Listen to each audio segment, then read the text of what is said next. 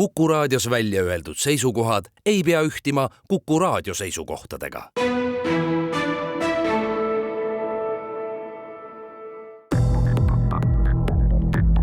Krimiraadio. Tere taas, eetris on Krimiraadio. Nagu ikka juhivad ka sel korral jutujuga ajakirjanikud Raul Ranne ja Karel Reisenbuk. Meie tavapärane püsiekspert Andres Anvelt seekord saates kaasa ei tee, aga ega saade seepärast halvem ei tule. Kui tihti oleme oma saadetes krimimaailma vaadelnud läbi prokuröride ja politseinike silmade, siis sel korral kavatseme piiluda nende inimeste maailma, kelle töö on siis kas kahtlustuse või süüdistuse saanud inimeste kaitsmine. Ehk siis juttu tuleb advokaatide töö telgitagustest.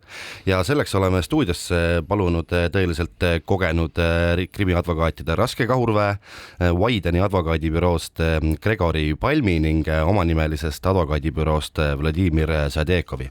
Tere tulemast Krimiraadiosse, mehed! Tervist!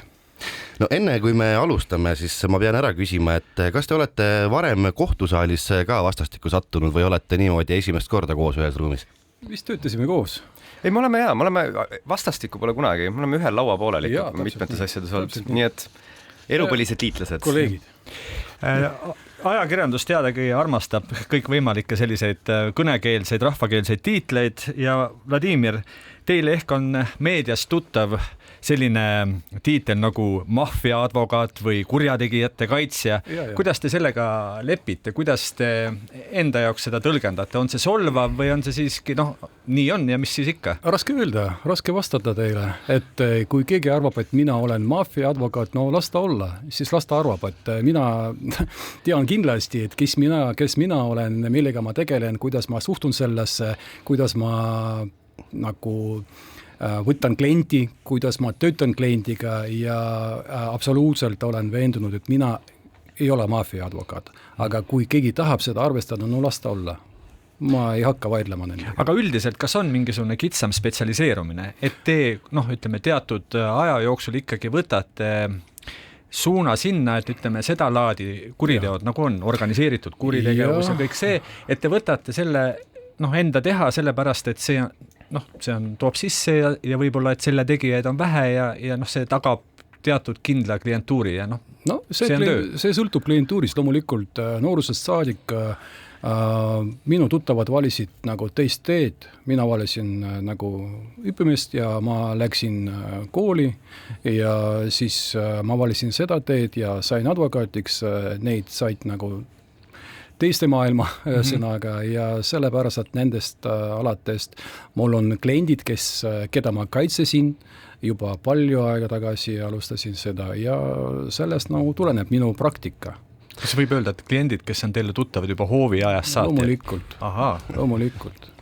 No laiemalt olete te mõlemad siis nii-öelda kriminaalõiguse advokaadid. Kas Gregori, sul on ka mingisugune selline spetsialiseerumine natukene, mis teemad sind ennast juba huvitavad, mille sa alati kuidagi võtad?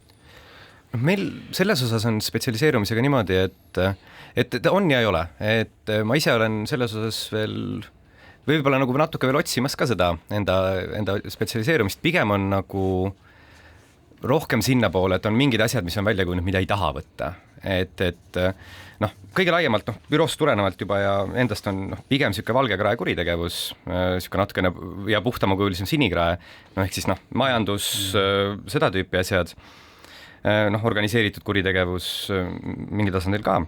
Aga kui on mingid asjad, mida ei taha üldse puutuda, kui vähegi võimalik on, loomapiinajad, seksuaalkurjategijad on siuksed, keda lihtsalt läheks ringiga eemale, kui vähegi saaks, nii et kas sellistel puhkudel ei kehti mõtlemine, et raha ei haise, töö on töö, võtta tuleb kõik, õiglast kohtupidamist vajavad ju kõik, kaasa arvatud nimetatud siis loomapiinajad ja mis iganes seal veel, eks? 100% nõus ja tegelikult kui lahutada nüüd see emotsionaalne pool ära, ega õige tulekski kaitsta igat inimest, iga inimene peab saama seaduse eest selle võrdse võimaluse.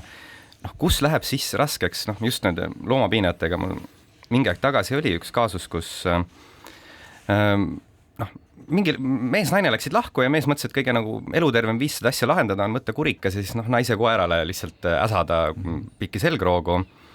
Ja siis oli küll see tunne, et jällegi inimene vajab ka samamoodi nagu kõik ülejäänud kurjategijad või väidetud kurjategijad vajab kaitset, aga endal oli küll see tunne sees, et kui keegi nagu minu loomale seda teeks, ma läheks esimese asjana Riigikogu ette ja hakkaks argumenteerima, et äkki surmanuhtlus võiks ikka tagasi tulla ja jube raske oli endal tegelikult siiralt kaitsta teda ja ma mõtlen, et kuna iga inimene väärib kaitset, siis iga inimene väärib ka sellist kaitsjat, kes on valmis teda tõsihingeliselt kaitsma, mitte siuke pooletoobiselt.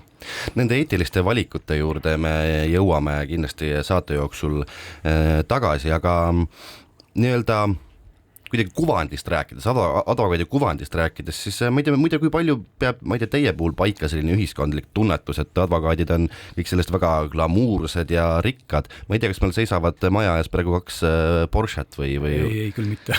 Ma ei leidnud teie parklat üles, nüüd ei seisa. Okay. Ma olen väga tagasihoidlik inimene. Aga hinnakiri... me siin rääkisime kõige koletumatest kuritegudest nii-öelda emotsionaalses plaanis.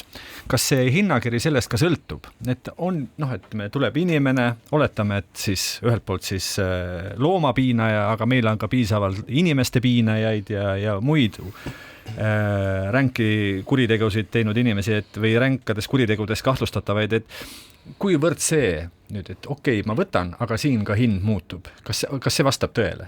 Või on ikkagi hinnakiri kõigil üks või kuidas see on? Aidake natukene nii-öelda seda saladust selgitada. Kui minust rääkida, siis mind õpetati niimoodi, et iga advokaat on selline symbioos, et sa pead olema hea jurist ehk tunda seadust ja kohtupraktikat. Teiselt poolt sa pead olema hea ärimees ehk raha teenida. Muidu sul ei ole praktikat, muidu sul ei ole klientit ehk ei ole kogemust, ei ole mitte midagi. Ja kui hea sa psühhiaater on, ehk psühholoog on, ehk selles mõttes, et sa peab tundma, et teist isikut ehk kas sul tekib see side temaga või mitte. Kui sidet ei teki, siis ei sõltu sellest, et kui palju raha ta maksab. Ehk siin on teine nagu formula, millega sa otsustad, kas sa tegeled või mitte. See on natukene raskem küsimus kui lihtsalt raha küsimus või kuritegu koosseisu küsimus. Et mõnikord tuleb keegi, kellel ei ole raske kuritegu ja sa saad nagu teda aidata. Sa tunned seda, sa tead seda, aga sul ei teki seda nagu side temaga. Et lihtsalt te räägite nagu ei saa aru teine teiselt, vaid ühelt keeles, aga ei mõista teine teiselt. Siis sa ei võtta teda. Kui sa maksab, ma ei tea, miljonid, sa ei võtta teda, sest sa ei oska nagu ei saa usaldada, ei teki seda nagu. Gregori, te tahtsid lisada? Ja selle nagu mündi teine külg, see, mis Vladimir rääkis, on kõik väga õige. Ongi see, et sagedamini see hinnakiri paindub võib-olla isegi nagu sellest tähendus allapoole, et mõnikord, kui see side just tekib ja see kaasus on selline, mida intellektuaalselt ongi vajalik või tahadki taga ajada või tunnedki õigluse mõistes, siis niipidi saab ka nagu vabalt olla, et võib-olla võtadki odavama hinnaga just sellepärast, et saaks seda teha või saaks seda inimest aidata.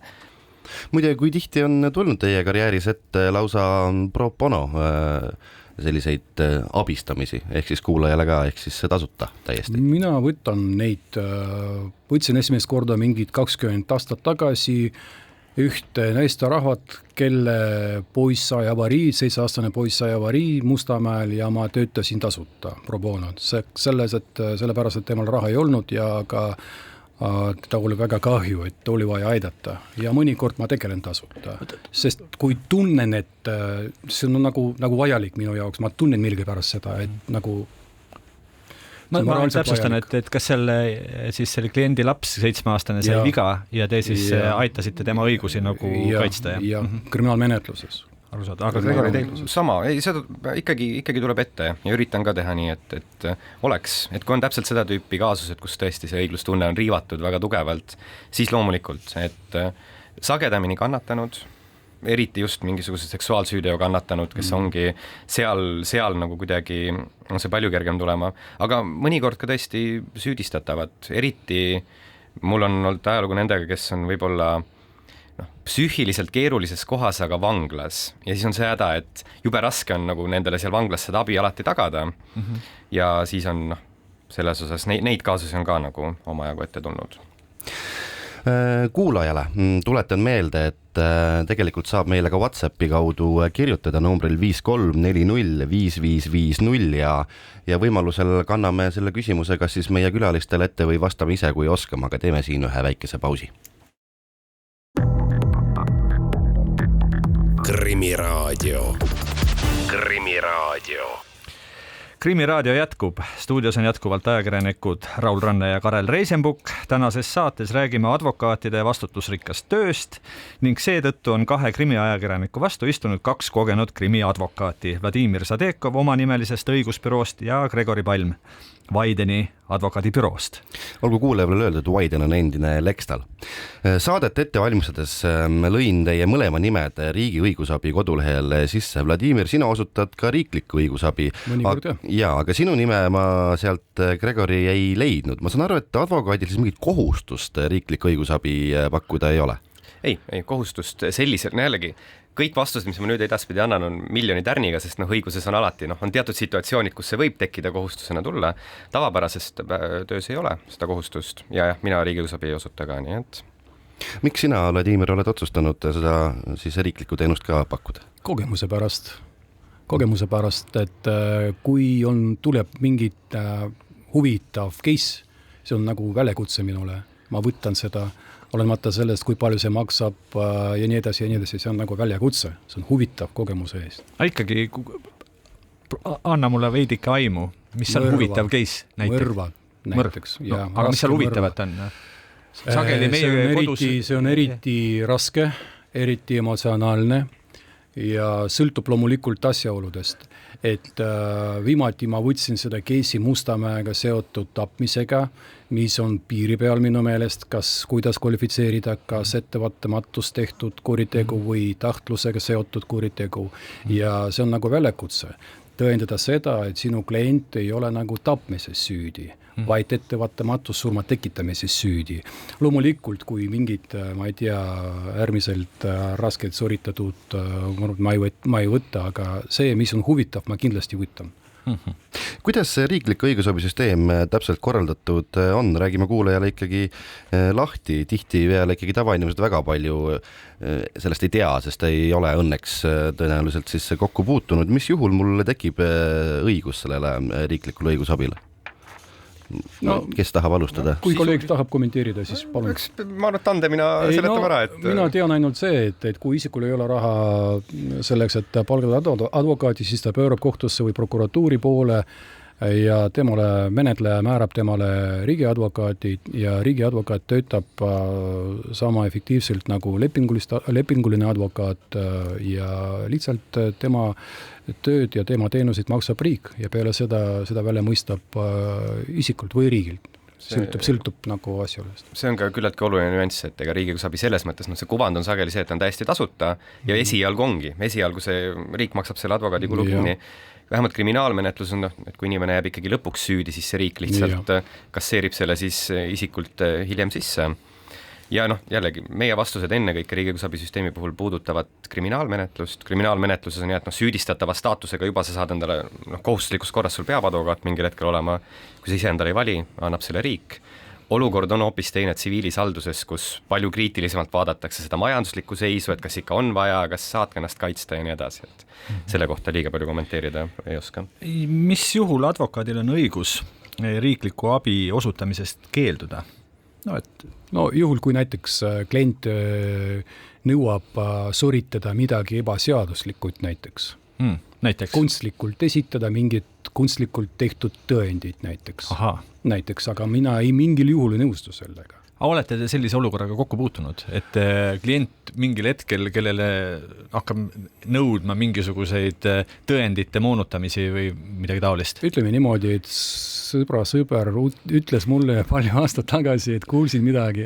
Ühesõnaga, jah, eksisteerivad need juhtumid, et kus advokaatilt nõutakse midagi teha, aga advokaat peab ütlema kindlasti ei ja vajaduse korral siis loobuda kliendilt. Aga mis see tähendab, et kusagil võib leiduda advokaat, keegi teine, mingisugune nurgaadvokaat, kes ikkagi võtab ka sellise asja teha? Ma ei usu, et advokaat tegeleb sellega.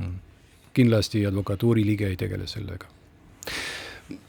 Kuidagi on jäänud selline mulje või vähemasti ma olen kuulnud, et seda nagu, kui nagu ikkagi raha on, siis seda riiklikku teenust nagu ei taheta, et kuidas see süsteem käib, kas see süsteem valib mulle põhimõtteliselt automaatselt siis suvalise advokaadi sellest nimekirjast ja ma võin tõesti koperdadagi võib-olla täiesti ebapädeva juristi otsa? Ei, päris nii ei ole. Või vastupidi, koperdada väga tippadvokaadi. Advokatuur teab, kes osutab näiteks kriminaalmenetlusega seotud teenuseid ja valib nende hulgast, et saadab neid laiali seda tellimust, kes võtab, see võtab. Loomulikult, kui näiteks 20-30 advokaadid saavad ühe tellimuse, siis keegi neist võtab ja tegeleb sellega.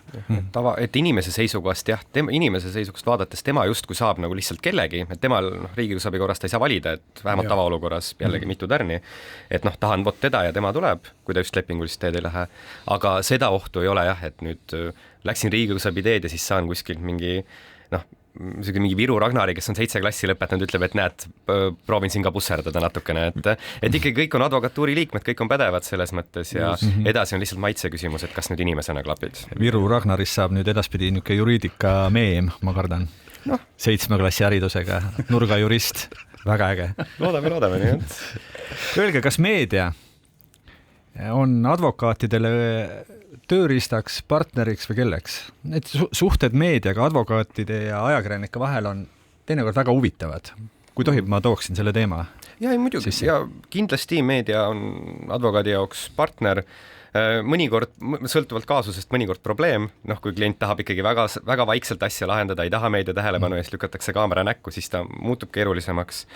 Aga pigem, ma ütlen, minu kogemus on see, et see krimi meediamaailm ja krimi õigusmaailm on nii väiksed, et see läbikäimine on üsna tihe ja tegelikult pigem on need suhted nagu head ja sümbioossed. Ma tean kahte viisi sellist lähenemist meedial. Üks on siis see, et advokaat enne kui asi kohtus mingisuguse lahendini jõuab, üritab luua meedias siis oma kliendist mingisugust pilti ja seetõttu annab infot.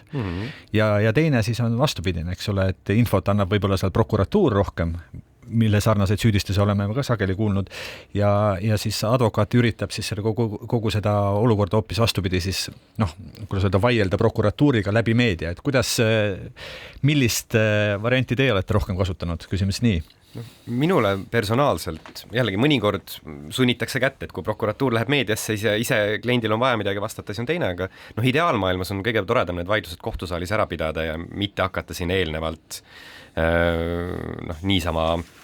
niisama lahmima, sest ega tõde selgub kohtusaalis, vähemalt ideaalmaailmas ja hiljem tagantjärgi öelda, et näed, mul on õigus, on palju parem kui see öelda, et ma arvan, et mul on õigus ja siis hiljem oma sõnu süüa. Vladimir, teil on meedias kohtupidamine tuttav teema, jah? Ja, absoluutselt ja hästi palju korda nägin, kui minu klienti vastu midagi näidati või räägiti ja vastupidi, kas kasuks räägiti ja mina suhtun sellesse skeptiliselt, neutraalselt, mina ei kommenteeri seda ja ütlen kogu aeg klientidele, siin on nagu matemaatika tunnis, et emotsioonid ei ole, lihtsalt unustagem sellest, et kontsentreerime sellest, et mis toimub kohtusaalis, kõik kogu lugu, emotsioonid kõrvale.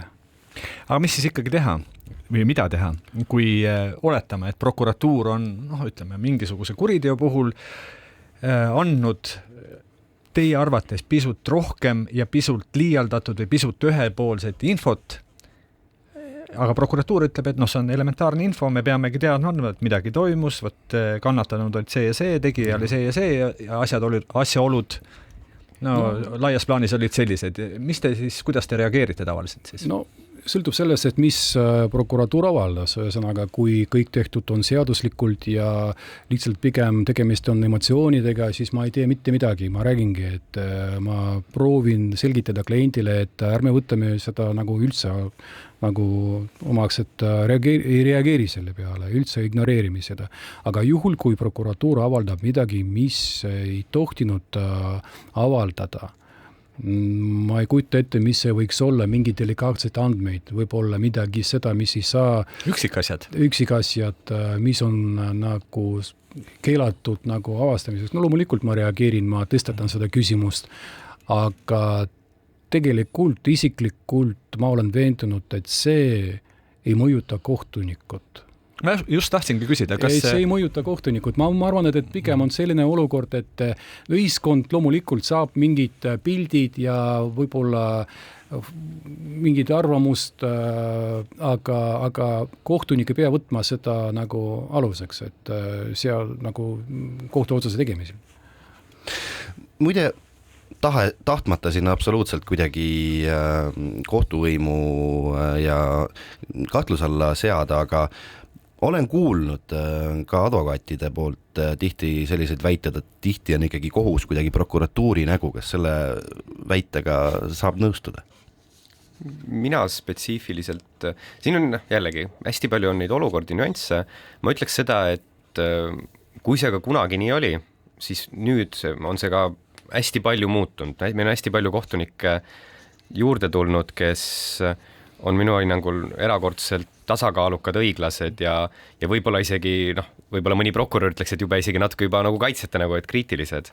Aga lõppude lõpuks see taandub ikkagi kaasuse peale, konkreetse kohtuniku inimeste peale ja mis selle näo argumendiga alati on see, et nii prokurör kui ka advokaadid alati istuvad enda mätta otsas ja ega mulle tahtmatult, kui minu taotluse juhtumisi ei rahuldata, esimene emotsionaalne mõte on ikka see, et ai näed, et siin on mingisugune, et nüüd eelistab teda teisele. Prokurör mõtleb täpselt samamoodi ja see kohtupidamine peabki nii olema, et me siin istume ajame enda asja ja siis sageli tegelikult see reaalsus ongi, et üsna neutraalne tasakaalukas. Vladimir, kuidas teile tundub? Ma nägin nii palju kohtunikke nii Eestis kui ka välismaal, sest ma töötasin ka välismaal ju. Ja ma arvan, et kohtunikud on iseseisvad, et ei sõltu sellest, kust kohast nad tuli kohtusaali, kas prokuratuuris või advokatuuris või hoopis võib-olla kohtujuristilt, aga meie kohtunikud on väga targad, mõistlikud ja kogenenud ja ma ütlen, et mina ei tunne seda, et nad on prokuratuuri poolt või vastupidi iseseisvad. Minu praktika näitab seda, ausalt rääkides, ja ma saan võrrelda ka teistega. Mul on üks teema, mis puudutab otsapidi ajakirjandust ja kohtupidamist ja mille kohta ma tegelikult tahtsin teie käest küsida. Väga sageli, eriti viimasel ajal on siis advokaadid teinud ettepaneku kuulutada mõni kohtuistung siis kinniseks, et ajakirjanikud oleksid eemal, ehkki meil ju Eestis üldiselt on ikkagi printsiibis avatud kohtupidamine. Miks see hea on? Miks on advokaadile vaja salajas kohtupidamist? Olukordades, kus ei ole ei lapsi, ei mingisuguse tervise teemasi, vaid ikkagi konkreetne kohtuasi, aga mingil põhjusel leitakse see nüanss, et teha salajaseks. Milleks see hea on? No näiteks, kui avaldatakse tõendid, kus on riigisaladus. Seda ei saa avaldada. Et advokaat, prokurör, kohtukoosseis, süüdistatav saavad kuulda, teisi ei saa. Siin on saladus. Või mingid andmeid, mis ei tohi lihtsalt avaldada. Näiteks, kuidas see tõend oli kätte saadud, kelle ja mille kaudu. Et on protseduurid, on menetluslikud küsimused, mis on vaja lahendada ja kohtunik teeb seda otsust, kas tohib seda avalikult teha või mitte. Mõnikord see on põhjendatud ikka. Et see ei ole selline kius siis, et lihtsalt niimoodi üksi kinnisukse taga on nagu parem toimetada, et ei ole võõreid silmasid peal kogu aeg. Kius ta kindlasti ei ole ja selles osas ja advokaadi vaatest puhtalt on siin ka täiesti siiras eluline nüanss, et kui minu tuleb klient ütleb, et kuule, Gregor, et mul lihtsalt nagu häbi selle ees, mis juhtus, et võib-olla ma ei jää isegi süüdi, aga see, et mind süüdistatakse, sagedasti see probleem on, et ega keegi hiljem neid jätkulugus ei loetakse ära see, et inimene sai kahtlustuse mingi omastamises, kelmuses, milles iganes. Inimene tuleb, ütleb, et aga piinlik, ma tahan tulevikus veel töötada siin Eestis, siin on nii vähe inimesi, siis teatakse mu nimesid. Öeldakse, et näed, sa oled kurjategija, isegi kui see lõpuks süüdi ei jää võib-olla. Ehk siis seal on see eluline nüanss, et kui on võimalik leida neid, millest Vladimir rääkis, et kuskil on mingi riigisaladuse jupp sees või kuskil mingi lapse õigus käib natukenegi läbi, et siis mõnikord delikaatsed andmed, et siis advokaadina sageli tahadki taotleda kliendi huvides seda, et saaks oma eluga edasi minna. Või prokurörid ka. Loomulikult või prokurör ka, et see on nagu see mündi teine külg, et tal on võib-olla teised kaalutlused, kui see, et süüdistatav huve kaitsta, aga mõte on sama. Teeme siin jälle väikese pausi. Krimiraadio. Krimiraadio jätkub. Saatejuhtideks on jätkuvalt Raul Ranne ja Karel Reisenbuk ning tänases saates keskendume advokaatide tööle. Tänasteks külalisteks on 2 kogenud vandeadvokaati, Gregori Palm Vaideni advokaadibüroost ja Vladimir Sadekov omanimelisest advokaadibüroost. Me oleme palunud ka Kuku Raadio kuulajatel kirjutada meie saatesse, kui on küsimusi, siis läbi WhatsAppi numbril 53405550 ja üks küsimus on meil tulnud ka, et inimene siis küsib, et kuidas lahendada olukord, kui ettevõttele on tekitatud otseselt tõestatud kahju 1400 eurot. Politsei on alustanud ka kriminaalmenetlust. Asi pole kuskile 4 aastaga jõudnud, sellepärast et kriminaalasi sai seotud ka teiste kuritegudega. Ma ei tea, kas te oskate sellisele küsimusele tegemist on vargusega või millega tegemist on? Sõltub kuriteo koosseisust. Seda ei täpsustata siin paraku, jah. Vaadake, kahju tekitamine tähendab kriminaliseeruks, kui see hind vist rohkem kui 4000 eurot, kui kahju tekitamine. Et siin on vaja vaadata, milles see koosseis seisneb, et tegelikult kas on vargus või omastamine või millega tegemist on ja vastavalt sellega saaksime vastata, aga siin seinani saab nagu valesti midagi öelda. Jah, see on mõte õige, et ega tegelikult me ei tohikski nii põgusa infopinnalt mingit kaugele ulatuvat õigusnõu anda. Kui inimese mure oli põhiliselt see, et asi kuidagi vindub ja kuskil ei liigu, aga kriminaalmenetlus näiliselt on alustatud. Ega mida saab alati teha, et võtta telefon, helistada siis sellele uurijale, prokurörile küsida, et mis on, mille taga ta siis parasjagu seisab. Ja siis sõltuvalt vastusest saab juba inimene midagi kiini. Aga samas on olukord võiks olla kriitiline, sellepärast, et on aegumine 3 aastat ja kui kahju tekitati ja 3 aasta pärast see aegub, juhul kui see ei ole tahtlikult tekitatud, siis sellel isikul on vaja ikkagi uurida kiirem. Juhul, kui ta ei tee mitte midagi, siis lihtsalt aegub ära ja kogu lugu ta ei saa mingit kompensatsiooni selle eest, on vaja liikuda ühesõnaga. Ma tahaks loota, et meie siis saates osalenud küsija sai oma vastused ja oskab nüüd kuidagigi edasi minna. Aga lähme meiega saatega edasi, et mehed, kas teile meenub mõni selline kaasus, mille te olete kliendi esialgse info baasil nagu võtnud? Ta on rääkinud mingisuguse juhtumi, kus ta on, oletame sellega võib-olla kahtlustatav ja ta räägib ja selgitab seal ja teile tundub, et see on lugu, mille te võtate töösse.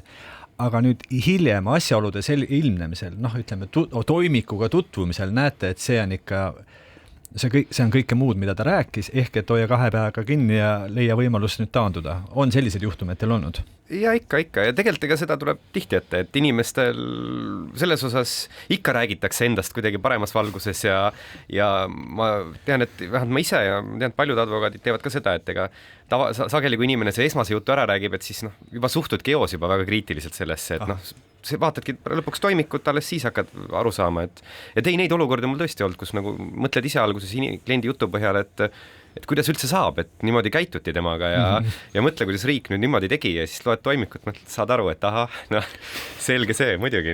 Aga Vladimir, teil on äkki mõni konkreetsem lugu, ütleme ilma nimedette, aga siiski. Jah, ma võtsin ühte pedofiilia case'it, kus väideti, et ei olnud mitte midagi ja ma usuldasin seda isikut ja siis selgus, et see ei ole päris nii ja mul oli raske, pehmelt rääkides raske. Et ühesõnaga ma ei ole lõpetanud teenuseid, ma ikkagi töötasin lõpuni, sest ma juba lubasin, ma ei saa nagu keerata sinna tagasi, aga ma tundsin, et oli natukene mul ebamugavalt, sellepärast, et ma sealselt ei arvestanud sellega, et võiks minule nagu valesti rääkida. Aga mis teid pani arvama esialgu, et ta ei ole süüdi? Kas see oli, ütleme siis, lugupeetud avaliku elu tegelane, kes tuli teie juurde, et see ei saa vastata jumala eest tõele või mis nüanss oli? Mõnikord kuritarvitatakse eesmärgiga midagi saavutada. Ütlen niimoodi. Ma mõtlesin, et see manipuleerimise ja mõjutuse nagu aspekt mingid eesmärgi saavutamiseks, aga selgus, et siin hoopis teine lugu ja ma ei saa lihtsalt kommenteerida seda. Ma lihtsalt ütlen, et ma olen nõus kolleegiga ja ma ütlen, et ütleme 20 aastat tagasi ma usaldasin kõiki, kes tuli ja rääkisid, mis nendega juhtus, aga peale seda ma lihtsalt sain seda õppetundi ja nüüd, kui tuleb keegi minu juurde, ma väga rangelt kuulan need üle, küsitlen neid otsast peale ja väga rangelt, et kui nad saavad minule vastata, siis nad saavad ka prokurörile vastata. Siis see filter, mis ma ehitan, nagu kaitseb mind nendest, et absoluutselt ju, et parem räägi mulle tõtt, kui valeta, eks ju, siis hiljem mõtleme midagi sellest juba. Aga kuidas saada aru, et inimene valetab? On see üldse teie töös tegelikult ikkagi oluline? Muidugi. Ja aga seal on miljon asja. Nagu tegelikult ega seal ei ole mingit suuremat vastust kui tavaelus. Et mõnikord see pilk, mõnikord see olek juba annab ära, et seal midagi on. Ja tegelikult ega täpselt sama süsteemi, mida Vladimir rakendan ma ka, et ega kriitiline küsitlemine olukorras, kui sa materjale tead, on väga kerge. Lükkad talle mingi tõendi nina alla, küsid, et aga näed, sa ennist ütlesid, et sa olid sellel ajal seal, see näitab, et sa oled siin, kuidas sa selgitad. Selle tõttu ongi see materjalide tundmine kõige olulisem asi advokaaditöös üldse peaaegu, et niisama jutu põhjal võib igaüks seal terve faabula kokku rääkida ja siis ega kui sul pole infot, mis seda ümber lükkaks, siis usudki, aga jah, et põhimõtteliselt ennekõike materjalide tundmine, mõnikord silmapilk, inimeste tundmine. Siin saabki vist ümber lükata ühe ka päris levinud arvamuse, et advokaatide töö on valetada inimesed puhtaks või kuriteost vabaks, et see tegelikult reaalselt on täpselt vastupidi, et teie saate üksnes tõendite abil võib-olla mõne inimese päästa sellest, millest ta süüdi ei ole, aga valetada inimese õigeks ei ole võimalik vist. Ei, selles mõttes jah, meie töö paraku ei ole tõesti see, et rääkida musta valgeks või kuidas see meie töö on tõstatada kahtlusi, kui tõendid seda võimaldavad, et kas see versioon, mis on prokuratuuri poolt tõstatatud, saab olla tõene või ta võib olla vale. Meie töö on leida üles need kohad, kus ta võib olla vale, kui see on sobilik. Aga mitte nii-öelda fabritseerida tõendid, nagu me varem rääkisime. Ja ammugi mitte valetada. Jah. Ei mingil juhul, loomulikult. Et mina olen pigem seaduse poolt, kui ma vaidlen prokuröriga, et kui keegi oleks küsinud minu käest, kelle poolt sa oled, ma oleksin vastanud, et ma olen seaduse poolt, kelle poolt sa oled. Ehk on vaja kaitsta seadust. Absoluutselt. Vot seadust räägibki minu kliendi kasuks. Ma mõistan seda niimoodi, mitte vastupidi. Ehk see on ju vaidluse temaatikad loomulikult. Millised iseloomuomadused peavad advokaadil olemas olema, ilma milleta seda tööd teha ei saa? Ma ei tea, on see mingisugune ülim empaatia, hea esinemisoskus või ikkagi selline kalkus või midagi sellist, et ei tohi isiklikult midagi võtta? Ühtegi asja ei tohi isiklikult võtta. Ega seda õiget vastust ei ole ja see ongi, miks muudab selle maailmaga rikkalikuks, et meil on väga erinevad advokaadid ja see erinevatel inimestel sobivadki erinevad. Mul lihtsalt kunagi, kui ma ise seda tööd alles alustasin, siis keegi ütles, et krimiadvokaadi maailm on selline, et sa kas pead seal vastu kuni aasta, või siis kütta elu lõpuni minna. Et ma ütleks seda, et üks olulisemaid, vähemalt et mitte läbi põleda, see ei tähenda alati, et see on ka see, et nüüd oledki suurepärane advokaat kohe valmis, on see oskus kuidagi vähemalt distantseerida ennast piisavalt palju, et sa ei võta seda tööd vähemalt kogu aeg koju kaasa. Mõned kaasused tungivad läbi sellest kaitsest ja mõned ongi siuksed, kus sa pead seal natuke enda hingega tööd tegema, aga kui see on kogu aeg ja muutub normaalsuseks, et sul istuvad need kurjategijad hingel, siis siis on raske lihtsalt hakkama saada. Mul oli üks klient Giovanni Spasato aastas 2000 ja mina kaitsesin teda koos Simon Leviniga ja Simon Levin õpetas mind niimoodi, et kõige halvem vaenlane sinu suhtes on sinu klient, maksab sulle raha ja nõuab sinu käest kõike, sealhulgas ka seda, mis sa ei tohi teha. Nii. Ja sellest tulenevalt sa ei saa võtta klienti empaatiaga. Ta on objekt, keda sa pead kaitsma. Ei saa isiklikult seda võtta. Ei saa liiga kaugemale teda kuidagi endale hoida. See on kunst, et ma ütlen, et igaühel on oma võimalust ja oskusi, aga see on äärmiselt raske kliendidega tegeleda. No aga päris keeruline ette kujutada, et advokaat teeb oma tööd nagu tänava augu lappi ja et see on auk, see ajame kinni ja kõik, et me ei suhtu sellesse empaatiaga, sa ei tahad või taha inimese... Mõnikord mõned vajavad formaalsust, mõned vajavad ikkagi seda, et on vaja nendega rääkida palju, aga mõned vajavad distsiplineerimist, ehk ta lihtsalt ei suuda mõista. Sa räägid temale, et tohi niimoodi käituda, aga ka ta ei kuule. Kuidagi, kuidas siis veel temaga rääkida, kui ta ei kuule sind ju, siis mõnikord on vaja ikkagi teise tooniga rääkida nendega. Nad midagi pole parata, jah? Aga me peame tegema siin veel ühe kiire pausi. Krimiraadio. Krimiraadio. Krimiraadio viimane veerand on jätkumas ja jätkuvalt on saatejuhtideks ka ajakirjanikud Raul Ranne ja Karel Reisenbuk. Täna räägime krimiadvokaatidest krimiadvokaatidega. Kui kerge või raske on kaitsta kurjategijaid, täpsemalt neid, keda siis kahtlustatakse kuriteo toimepanemises. Stuudios on teemat lahkamas 2 vandeadvokaati, Vladimir Sedekov enda nimelisest õigusbüroost ning Gregori Palm Wyden Legally büroost. Me oleme täna rääkinud moel või teisel eetikast, advokaatide tööeetikast, põhimõtetest, töödest, mida võetakse vastu ja töödest, mida võib-olla nii hästi ei tahaks võtta vastu. Öelge, kas on ka mingisugune päris kindel punane joon teie jaoks, teie 2 jaoks, millest te üle ei astu? Või ma küsin isegi konkreetsemalt, kas teie võtaksite lapse tapja kaitsta?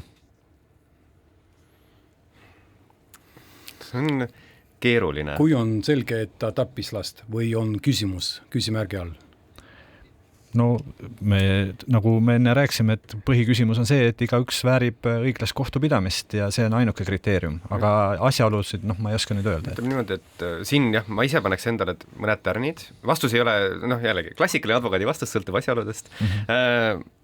Kui see nüüd taanduks selle peale, et näiteks ema tahtes enda lapsele parimat, ikkagi tappis ta nagu mingil viisil ära, neid kaasusi on läbi käinud, valemeditsiiniga näiteks, või lihtsalt ei osanudki kuidagi toime tulla. Või mingisuguse psühholoogilise tõrke tulemusel, eks ole? Absoluutselt, täiesti teema. Siis mul ei oleks selles mõttes endale eetilist probleemi seda vastu, et kui see oleks nüüd kõige külmema moelisem, et ongi lihtsalt tampisin vihast surnuks väike lapse. Sest ta juhtus pealt nägema mingisugust teist kuritegu. Kui me nüüd lähme eriti rängaks. No meil on lihtsalt olnud sellised kaasused ka, Vladimir, kuidas teile tundub? Ma ei võtaks, kui see nagu külmaveriline tapmine või mõrv näiteks pärimismenetlusega seotud midagi, siis ma ei võtaks pigem seda. Siis mul oli kogemus, kui ma võtsin mingid asjad ja mul oli raske sellega elada peale seda. Inimlikult on vaja seda nagu sellest aru saada, et me oleme inimesed esialgselt ja ainult teiseks siis advokaadid. Seda küll. Aga kes neid inimesi kaitseb, siis keegi peab neid kaitsema? Inimestel on väga erinevad need valuläved, tundlikkused ja see, et meie siin täna ütleme, et jällegi meie vastused juba Vladimiriga olid ka mõneti erinevad, et selles mõttes igale ühele keegi leidub, aga ka olgugi, et näiteks ongi, mina loomatapjaid ei puutuks pika pulgaga ka mitte, ei kaitseks neid, siis ometi nad endale kaitse leiavad, kaitstud saavad, et ideaalis siis ka inimese poolt, kellel ei ole mingit eetilist probleemi. Mul on näiteks raske töötada pedofiilia nagu küsimustega, et kui on selge, et tegemist on pedofiiliaga laste suhtes, siis on äärmiselt raske sellega tegeleda. See on teine teema, mis on Siis ma pigem võtaks kannatanud esindamiseks, mitte kaitsmiseks. Aga ikkagi tekib igasuguseid olukordi teie töös.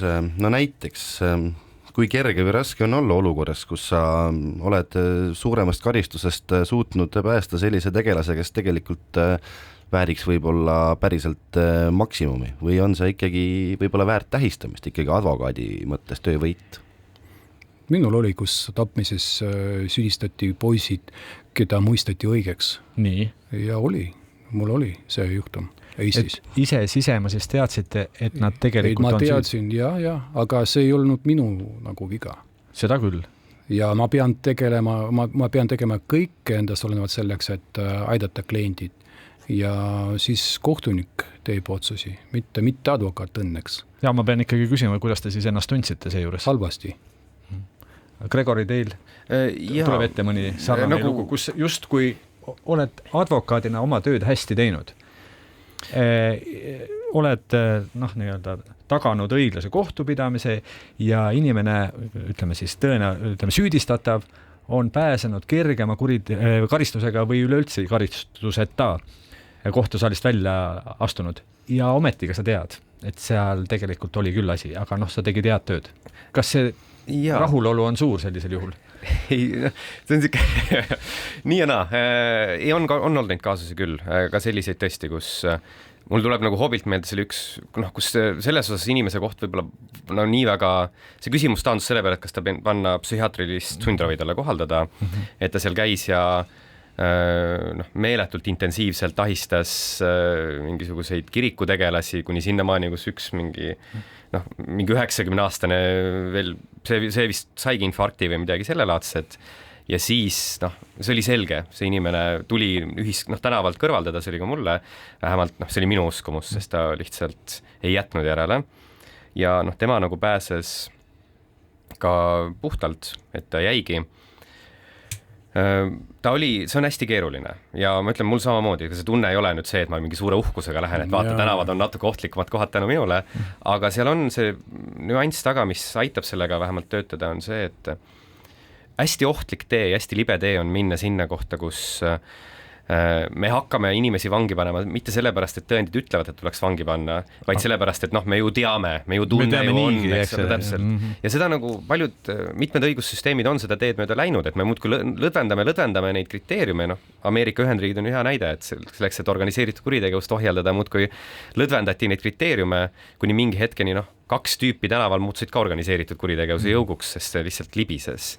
Ja kui me täna paneks vangi näiteks, ongi Vladimiri lapsetapja või pedofiili, eks ole, sellepärast, et me teame ju, tõendid pole, aga me ju teame, siis ma kardan seda, et 10 aasta pärast me võime teha seda palju rohkemate inimestega olukorras, kus on juba selgelt ebaõiglane. Seega pikk vastus on see, et konkreetse kaasuse kontekstis hästi ei tundnud, aga seda, et õigussüsteem seda inimest ikkagi ei nuhelnud, olgugi, et võib-olla me ju teadsime, selle üle oli ikkagi nagu mingi uhkus olemas. Aga tegelikult selles olukorras meil valikut ei ole. Me peame tegema kõike sellest olenevalt selleks, et aidata isikut isegi siis, kui sa tead midagi. Sa ei tohi mitte midagi nagu endast sinna tuua, eks ju. Sa pead vaid nagu kaitsma, mitte rohkem. Vladimir Sadekov, üks kaasus, mis palju mürinat Eestis tekitas, oli Issa Khalilovi juhtum, teie kaitsesite teda. Tuletan siis meelde, Issa Khalilov sõitis siis Laagna teel surnuks 3 süütut inimest ja vigastas veel raskelt 4. Miks te selle juhtumi vastu võtsite? Jah, juba küsiti minu käes seda.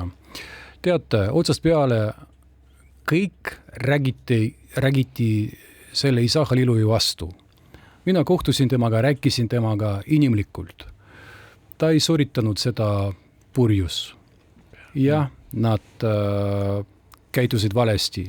Ei ole nagu siin saladus, et mis nad nagu tegid ja sooritanud ja miks nad seda teinud on. Aga ma tahtsin proovida aidata seda isikut mitte isegi raha pärast. Absoluutselt mitte. Vaid inimlikult ma tahaksin aru saada, mis tema peas on, kuidas ma saan teda aidata teades, et kannatanutel on esindajad, advokaatid, on tugev prokurör vastaspoolt, on väga kogenenud kohtunik, ma olin rahul, et mina ei saa mitte kuidagi mõjutada olukorda, aga ma proovisin aidata sellepärast, et iga meist väärib ikkagi kaitsjad. Et ma kogu aeg võrdlen advokaadi arstidega. Kui arstik hakkab nagu mõtlema, et keda ma võtan nagu operatsioonile, keda ei võtta, siis see maailma lõpp, eks ju. Siis ma võtsin Khalilovit. Ma suhtlesin, ta on noor poiss. Loomulikult temal oli äärmiselt raske. Inimlikult. Ta ei suhtunud sellesse nagu, mul on ükskõik, keda ma tab. Ei, temal oli äärmiselt raske. Tema isa nagu abistas teda, selgitas teda, kuidas edasi elada. 3 laipa ikkagi on raske, eks ju, raske. Ja võib-olla inimlikult ma võtsin seda case'it, kordan, mitte raha eest, et sellepärast, et see ei ole nagu minu eesmärk, mitte midagi selge. Gregori, kui teie poole kui teie poole oleks pöördutud sarnase või sama juhtumiga, kas te oleksite selle vastu võtnud? Ma arvan küll, jah. Selles osas, et need samad mõtted, mida Vladimir ütles, on mõistlikud ja tegelikult mina nagu kaitsjana neid kaasusi, mis on keerulised, need suur osa meie tööst on kaasused, mis on keerulised, aga ma näen ka seda, et ka selles osas ütles Vladimir õigesti, et iga inimene väärib seda, et tema tagalas on vähemalt keegi, kes lihtsalt kohtule ei räägi musta valgeks, vaid lihtsalt nagu toob tema inimliku poole esile täpselt seda pidi, et jah, noh, me oleme kõik nooruses mingid lollusi teinud, tõsi küll, ma julgen pakkuda, enamus on teinud väiksemaid lollusid kui tema konkreetselt, aga mõte ei ole liialt erinev ja temagi väärib, et see mõte saaks kohtus välja öeldud. Vladimir, aga kas te kogesite selle juhtumi puhul näiteks või üleüldse raskemate juhtumite puhul seda, et nii-öelda rahva kohtu või rahva silmis jääte ka teie üheks süüdlaseks? ma kuulsin ka seda. Ainuüksi selle eest, et te võtsite selle juhtumi, võtsite selle inimese kaitsta või kaitsmise enda peale, olete teiegi nagu patuoinas, kui nii leebelt öelda, et olete süüdi selle eest, et teete oma tööd. Ja jällegi, et räägin veel Simon Levinist, kellega ma töötasin, kes õpetas, kes rääkis minuga, et kuidas on vaja suhtuda sellesse, kuidas on vaja tööd võtta ja ma ütlen, et advokaati töö ei ole lihtne, see on keeruline, kuidas sa vastu võtad, kuidas sa tunned seda nagu mõju, ehk vaadake, ühelt poolt sul on kliendi eest kohustused, eks ju, sa pead nagu midagi tegema tema kasuks, teiselt poolt sa tead, et seal on ka prokuratuur, politsei, kes ka nagu kontrollib, no selles mõttes mõjutab seda protsessi, et kõik nagu oleks nagu korralikult nagu menetluslikus mõttes ja moraal ja kohtuprotsess, kõik neid on faktorid, mis mõjutavad sind. Ja sina nagu nooruses, võib-olla kui sa nagu ainult alustad tööd, võib-olla sul on raskem, kui sa oled kogenenud advokaat juba, sa juba tead, kuidas sellega elada, kuidas mida võtta, kuidas suhtuda, et võib-olla mingid, ma ei tea, mingid inimesed arvavad, et sa oled nagu kurjategija ainult sellepärast, et sa kaitsed neid. Ei, no loomulikult targad ei arva niimoodi. Targad, et inimesed mõistavad, et sa teed oma tööd, nagu, no kui arst ravib kurjategijad, siis ta ka saab kurjategijaks või? Ei ole ju nii. No, siis on vaja oma tööd teha ja kõik kogu lugu. Muidu kui palju kohtutoimikutest ja kohtusaalist nähtu kuuldu koju kaasa tuleb, seda hästi tihti küsitakse nii politseinike käest kui ka tegelikult krimiajakirjanike käest, kes on käinud kohtutoimikuid lappamas. Mõtlete te kodus selle peale või on see seal ikkagi kuskil mingi piir ees, et kodu on kodu ja töö on töö? No eks mõnikord tungib läbi, ei ole midagi salata, on mingid asjad, mis jäävad või mingid lood, aga noh, eks ta on omaette mentaalset gümnastikat teha, et jätta see, noh, võtta koju kaasa ainult nagu nüüd see eraelu ja jätta töö sinna poole, et aga ta ei tule alati lihtsalt ja ta vajab nagu sellist teadlikku tööd, vähemalt mul. Vladimir, teil sama, jah? No, mis ma teen kodus või? Kas töötan kodus või? Kui panete büroo ukse kinni, siis kõik need kaasused, mõrvad ja muud asjad jäävad sinna ukse taha ja koju tuleb. Kahjuks mitte. Et mõnikord ka laupäeviti ja pühapäeviti tuleb nagu tööle minna või kohtuda klientidega kuskilt või komandeeringusse üldse ja sõita ja mõnikord, jah. Pole midagi teha, küsida oleks veel palju, tuleb teinekord pikem saade teha. Sellega on tänane Krimiraadio läbi saanud, saadet juhtisid ajakirjanikud Raul Ranne ja Karel Reisenbuk. Tänases saates rääkisime krimiadvokaatidest ning nende pingelisest tööst, kus tuleb jälgida iga oma sammu ja sõna. Täname kõiki kuulajaid ning loomulikult ka meie saatekülalisi vandeadvokaat Vladimir Žadekovit. Ja tänan kutsumast. Ning vandeadvokaat Gregori Palmi. Aitäh! Aitäh! Järgmised jutud Krimiraadios juba järgmise nädala teisipäeval kell 1. Kuulmiseni. Krimiraadio.